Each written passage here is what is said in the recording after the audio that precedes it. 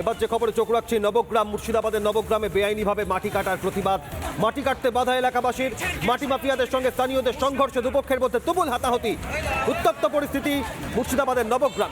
আপনারা দেখতে পাচ্ছেন মুর্শিদাবাদের একটি শহরী অঞ্চল বাগমারা গ্রাম, কিভাবে জমি মাফিয়াদের দৌড়, এইভাবে মাটি কাটা হচ্ছে বেআইনি ভাবে।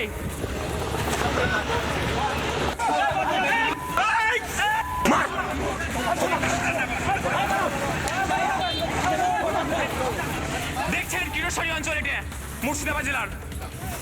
মুর্শিদাবাদের নবগ্রামে বেআইনিভাবে মাটি কাটার প্রতিবাদ, মাটি মাফিয়াদের সঙ্গে স্থানীয়দের সংঘর্ষ।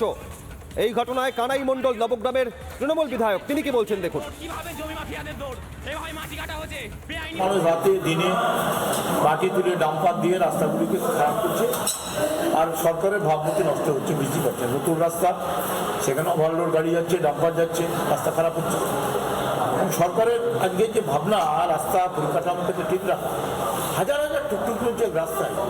এই রাস্তাগুলি তো ওভারলোডের জন্য না, রাস্তাগুলি সব গাড়ির জন্য। সেই সব রাস্তায় যারা এসব করছে তাদের বিরুদ্ধে যা আইনগতভাবে যা ব্যবস্থা গ্রহণ করার দরকার সেগুলি করতে হবে, পুলিশের কাছে পরিবর্তন করতে হবে। মুর্শিদাবাদের নবগ্রামে মাটি মাফিয়াদের দাপট, মাটি মাফিয়াদের সঙ্গে স্থানীয়দের সংঘর্ষ, দুপক্ষের তুমুল হাতাহাতি।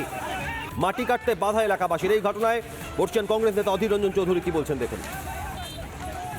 এই যে দিদি এত কথা বললো, এই মন্দির সেই মন্দির ওই মন্দির, কিটা সে কথা বলেনি। এগুলো কিছু না, এইসব প্রতিদিন এই নাটক দেখবেন। এখন যত ভোট এগিয়ে যাবে তত নাটক দেখবেন। কোথাও ভ্যালেন্টাইন ডে করছে, কোথাও শিব পুজো করছে, কখনো পার্বতী সে নটরাজ শেষে যাবে, কখন কি করবে জান। নানা ধরনের কন্টেন্ট দেখার জন্য লাইক করুন, শেয়ার করুন আমাদের ফেসবুক পেজ, সাবস্ক্রাইব করুন আমাদের ইউটিউব চ্যানেল। পাশাপাশি অন্যান্য ব্রেকিং নিউজের জন্য অবশ্যই চোখ রাখুন রিপাবলিক বাংলায়।